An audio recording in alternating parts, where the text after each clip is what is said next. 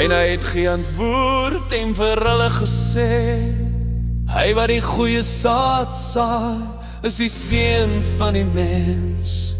En die saailand is die wêreld, die goeie saad, dit is die kinders van die koninkryk. En die onkruid is die kinders van die bosse.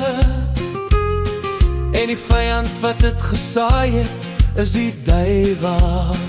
Daar sal geween wees en geknars van die tande. Dan sal die regverdiges skyn soos die son in die koninkryk van hulle Vader.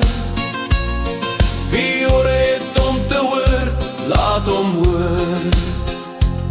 Net soos die onkruid dan by mekaar gemaak en met vuur verbrand word, so sal het wees in die volleinding van hierdie wêreld.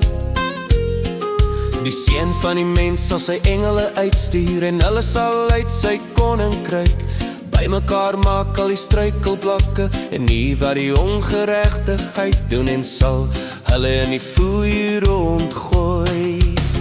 Daar sal geween wees en geknars van die tande.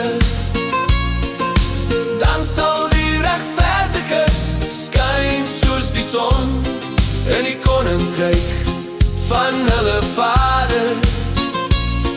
Wie oor het om te hoor, laat hom hoor.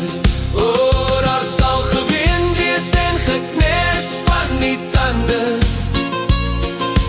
Dan sal die regverdiges skyn soos die son in die koninkryk van hulle Vader.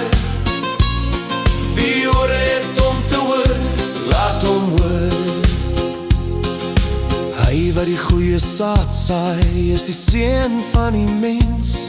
En die saailand is die wêreld, die goeie saad, dit is die kinders van die koninkryk. En die onkruid is die kinders van die bose. En die vyand wat het gesaai het, is die duiwel. Daar sal geween wees en geknars van die tande.